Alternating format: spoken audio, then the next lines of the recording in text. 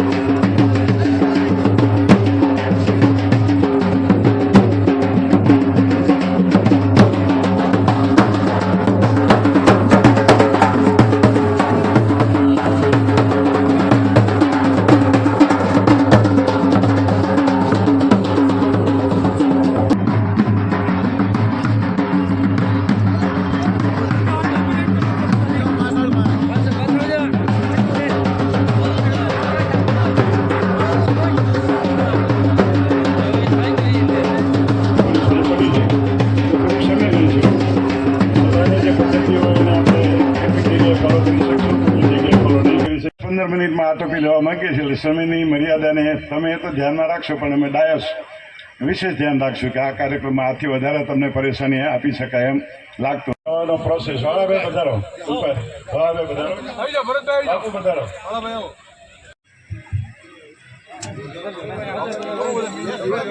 કોણ છે મોટા આ બધું જાગા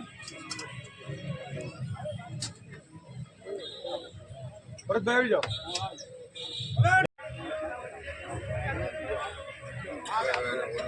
લાખાના ઠાકરની પવિત્ર પ્રયાગરાજમાંથી જેમનું હિન્દુ સંસ્કૃતિમાં સનાતન ધર્મની સંસ્કૃતિનું ઉત્પન્ન થયું ત્યાં કાશીરામ બાપુ, ટપુ ભગત તથા અન્ય સંતો મહંત વાળાભાઈનો પરિવાર પણ સન્માન કરશે। વાળાભાઈનો પરિવાર જોડાશે સન્માનમાં।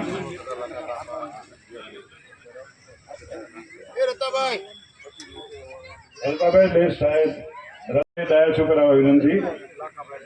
લાખાભાઈ પણ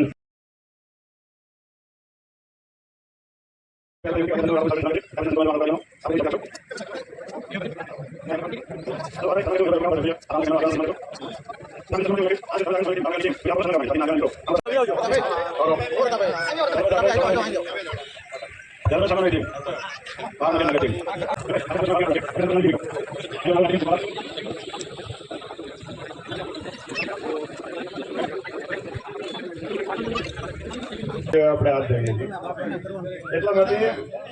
એટલા માટે કે બાપુ સવાર ભૂગેન્દ્ર હારમ સદા વસંતમ હિયાર વંદે ભવમ ભવાની સહિતમ નમામિ મંગલમ ભગવાન વિષ્ણુ મંગલમ ગરુડ ધ્વજ મંગલમ પુંડિતાક્ષ મંગલમ તનોહરી સર્વમંગલ મંગલ્ય શિવે સર્વ સાધિકે શરણે તંબકે ગૌરી નારાયણી નમસ્તુતે નગલાખા બાપા નામ લઈ કાર્ય કરે કોઈ હરી વૈષ્ણવ વિઘન નડે નહીં કોઈ કુળની બાંધે કંઠિયું લોભે ખાવે લાશ એવી અબજસ વાળી આ તમારા પાટણનો ભગત પુનવા આ પીરાય તો ભગત પુના તણી સાહેબ રાખો શરમ માયા તો જેને લખી મળે જેવા જેના કરમ શક્તિ ઊભી છે સાહેબી ઊભી છે આગેવાન ભગત પુનો કહે કર જોડી ભેરે રહેજો ભગત બોલે નગલાખા બાપાની સમય ટૂંકો છે, ટાઈમ ઘણો રહી ગયો છે।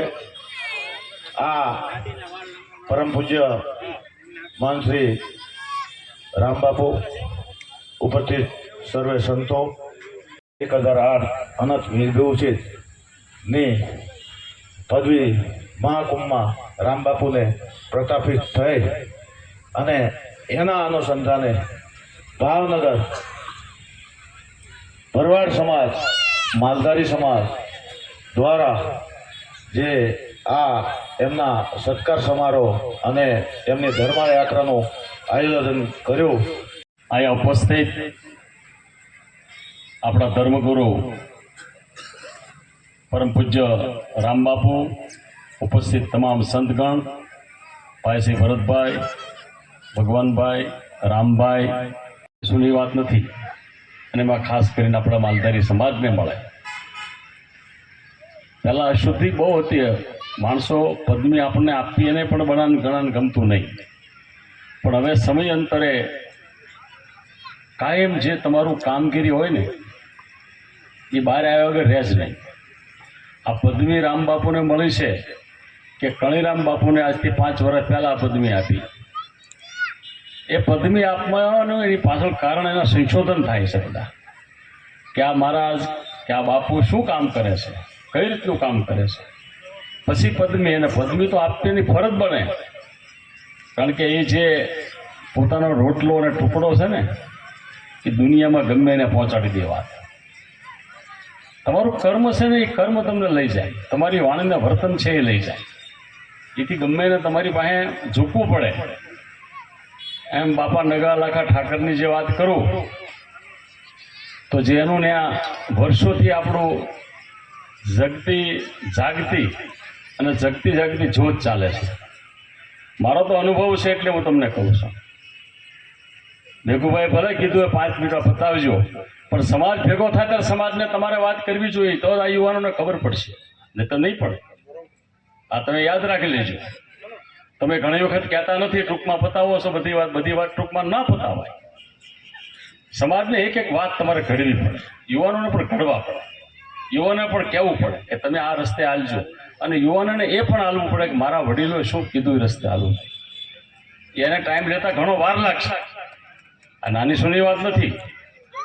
એટલે આપણી આ જે છે, આપણે પદવી મળી, નગા લાગા ઠાકરની વાત હું કરું, મારો જાતનો પ્રત્યક્ષ અનુભવ છે. લગભગ મને લાગે 85, 87 ની અંદર બાપુ આપણા નગા લાખાના ઠાકરના ઘોડા સોરાણા હતા. ઘોડા એ વખતે રૂપાના અને સોનાના ઘોડા સોરાણા હતા. અને ત્યાંથી ઘોડા સોરાણા એટલે તમને કોઈ હોની એક માણસ આંધળો થઈને નહીં આવ્યો અને પાછળ એને કબૂલ કર્યું ઘોડા મેં સોર્યા છે. તો બાપુએ કીધું ઘોડા કોને આપ્યા છે, કોને આપ્યા છે? એટલે કીધું લાઠી છે હોની, એને મેં ઘોડા આપ્યા છે. ઈસુ બાપુ અને ઓછા 15 થી 20 જણા આવ્યા છે. પથુબા કરીને હતા એક દરબાર ધોલેરાના, મીઠો કરીને એક દલિત હતો, એ જમાદાર હતા. એ બધા આવ્યા ને ગયા, લાઠીથી ઢસ્સા આવ્યા. હોની ઢસ્સા રે, અને હોની ઢસ્સા રે એટલે બાપુએ પૂછ્યું ને હોટલવાળા દરબાર બહાદુરસિંહને કે મારે આ હોની અહીં રહેશે. તારે બહાદુરસિંહ એમ કીધું તમે એટલામાં કોઈ રબારી આગેવાનને ઓળખો છો? તારે કે એટલામાં નથી ઓળખતા, આમલા મેહુરભાઈને ઓળખીએ છીએ ઈસુ બાપુ કે. તો કે એને લઈ આવો એટલે કામ પતી જાય. એટલે બાપુને રાતના 2 વાગે મારા ઘરે આવ્યા, 2-3 સીપુરે મને વાત કરી, જગાડ્યો મને કે આમ છે ભાઈ. મેં કાંઈ વાંધો બાપુ, તમે એ બધા હોઈ જાઓ, અમે 4-5 જણા જઈશું ને એનો રસ્તો કાઢશું. એ ગયા અને લાવ્યા. એ રબારીને ઘેરી રહેતો હતો હોની, એ બધા આપણો આશરો જ લે. રબારીને ઘેરી રહેતો હતો. એટલે રબારીને મેં કીધું આ તમારે આનંદ આપવો પડશે. હોની આ તો માથા પર જેવો તેવો નહોતો, કાંઠે દરબાર છે, મૂછું રાખેલી અને હાલો. એ પછી ગોવિંદો હોની નીકળેલો, 12 વર્ષના દીકરાનો દીકરો હતો, પરિચય હોની. ગોવિંદો નીકળ્યો હતો ને હયાત ખારી, એનો છોકરાનો છોકરો હતો. પછી અમે લઈ આવ્યા આમલા સવારે પહેલાં નાસ્તા પાણી કરીને પછી રવાના કર્યા. ત્યારે મને ખબર છે બધા હારી હતા આગેવાનો, સુખાભાઈ, નાનું. 3rd ડિગ્રી તો વાપરીએ જ તે, એટલે હોનીને 3rd ડિગ્રી વાપરી મેઘુભાઈ. મને એવો માન્યો હોની આવીને ઘરાણું ઝૂકીને આપી દીધું પાછું, કાઢી લો તમારું ઘરાણું. પણ હોની મહાગિલિન્ડર એને એ વખતે ગુરુદયાલસિંહ એના પગ થોભી લીધા, અને ગુરુદયાલસિંહની એ વખતે હાથ ફાટે એવો હતો ડીએસપી. અને એને કીધું કે શું છે ભાઈ, તો કે મને માર્યો તેમ જુઓ, બધે સાઠા પાડી દીધેલા. ગુરુદયાલસિંહે તરતને ફરિયાદ દાખલ કરી દીધી. એને કોણ છે બોલો? એ કે હું બીજાને થોડો ભરવાડના જેવા માલધારીઓ હતા, પણ મેહુરભાઈને ઓળખું છું, એ મેન તોમતદાર એ છે, તો મને તોમતદાર મેન બનાવી દીધો.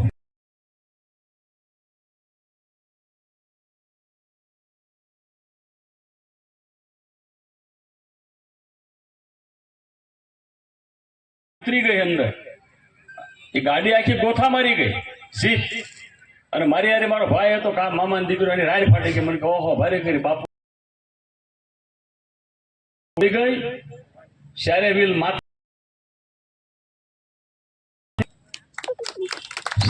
માથે હતી એમના પાછી.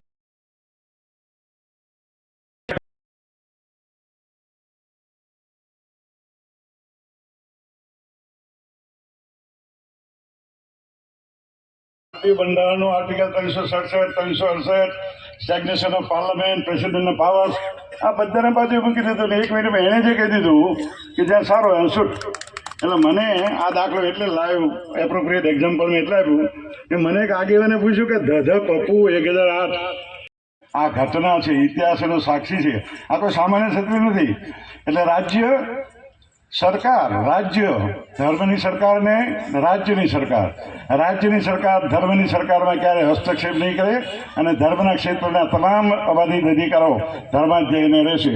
આપણા દેશમાં 2 પેરેલલ સત્તાઓ, ધર્મ સત્તા અને રાજ્ય સત્તા, આ દેશમાં પેરેલલ ચાલે છે. જૈન શાસન હોય, ઘણા બધા શાસનો ચાલી ગયા, પણ 108માં એક એ ભ્રમ છે.